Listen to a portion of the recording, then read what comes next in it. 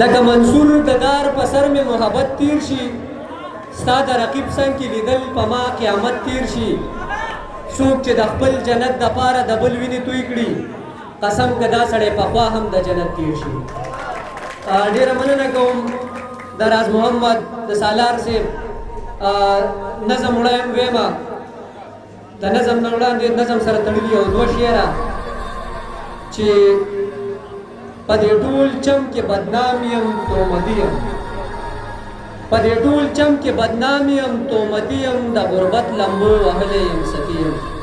بېوسۍ را باندې داسې لوبې وکړې چې په ژوند باندې دنیا کې دوزخي یم. نظم عنوان دی بېوسي. زه په یو لاس په یوه خپه باندې معذوره سړی زه په یو لاس په یوه خپه باندې معذوره سړی زه د خپل کور د ګټې وټې یک تنها انسان یم. یو بېغله خور مې وه په ګټ راته بیماره پرته ډاکټر ویل راته د دې دواړه ګردې ختمې یو بېغله خور مې وه په ګټ راته بیماره پرته ډاکټر ویل راته د دې دواړه ګردې ختمې دي د دې علاج د پیسو څه بندوبست پکار دی ګنې کېدی شي چې څو ورځو کې دې لاس ووینځي. زمونږ په کور زمونږ د رزق حالت داسې و چې مونږ به اکثر تشو اوبو سره روټۍ خوړله په داسې حال کې د علاج پیسې له کمې راوړم په دغه سوچ کې وم مفروض په پریشانۍ کې تلې چې ناڅاپي مې د خپل مور چغې تر غوږو شولې زر مې راودنګل چې څه وشو خالقه ربه مور مې ویل راشه په کور دې بیا چپه راغلې زر مې ورمنډې کړې په کور چې مې نظر پرېوته سترګې سپینې تښتېدلې وې اسمان ته یې کتل وارخطایي را باندې راغه را روان شوم تېنه په ګوډه ګوډه د خپل کور ور نه راووتمه مضمون مې کار نه کوو چېرته لاړ شم چا له لاړ شم خالقه ربه دې دنیا کې د چا خواله لاړ شم.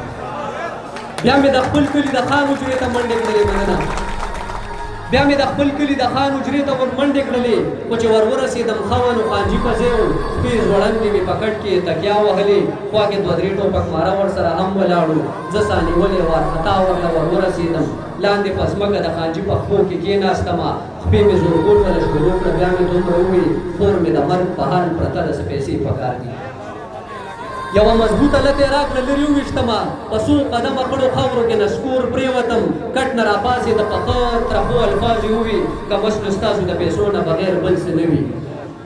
کټ نه راپاڅېده په ښه ترخو الفاظ یې ووي که مشکل ستاسو د پیسو نه بغیر بل څه نه وي زما پیسې به سبا ماله د کمې راوړې کور دې هم نشته دی چې بیا یې د نه قرضه کې واخلم. د خړو خاورو مې یاره د ځان راته غلام ابن غلام ښکاره شو د خړو خاورو مې مخ وڅنډلو پاڅېدمه د خړو خاورو مې مخ وڅنډلو پاڅېدمه د خپلو ماتو امیدونو سره راووتمه د خور سلګیو د مور کرکې مې غوږونو کې وې جیب ته مې لاس کړه په جیب کې 10 روپۍ پرتې وې ګاډي کې کېناستم نیغ پې پېښور ته لاړم ګاډي کې کېناستم نیغ پې پېښور ته لاړم هلته یو پولو چې بې شمېره مزدوران پې ناست وو زه هم وروکشېدم هلته په پول کېناستمه په سوچ مې کور کې دیوالونو سره ځان وهلو یو تور موټر راغی شیشه یې لږه ښکته کړله دا مې هېره سو چې زما نه مخکې څوک ور نه شي پول نه راپاڅېدم هغه ته مې ور منډې کړلې چې ناڅاپي یو بل موټر له سیډه ووهلم په میان سړک د پرلندي په شانتې وچورلېدم د ګاډي مخې ته په لاره کې نسکور پرېوتم بیا زر راپاڅېدم مالک ته مې ور منډې کړلې ما ویلې زه په مزدورانو کې تکړه مزدور یم د بادرۍ مې ورته دومره لاپې وویشتې چې ما ویلې زه درته دا ټول جهان په سر وړمه هغه زما معذور وجود ته لاندې باندې کتل هغه زما معذور وجود ته لاندې باندې کتل ویل یا خوښه روکې تا خو بیخي نه بوزم ډېر په زړه ماتې په ټیکو باندې تې غاړې ته شوم زړه کې مې تېره شوه چې دلته هم څه نه جوړېږي نو ډېر مجبوره شوم د دې نه بغیر چاره نه وه ما سره اوس د خیر غوښتو نه بله لاره نه وه نو ډېر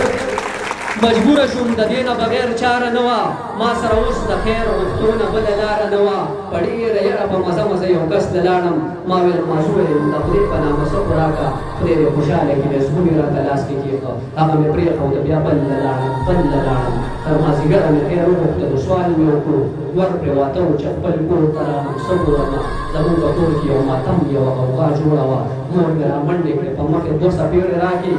مور مې رامنډې کړې په مخ یې 2 څپېړې راکړې خپلو ویښتو ته یې لاس واچولو چغې یې کړې حسرته اوس راغې چې خوب کې د دنیا نه لاړه حسرته اوس راغې چې خوب یې د دنیا نه لاړه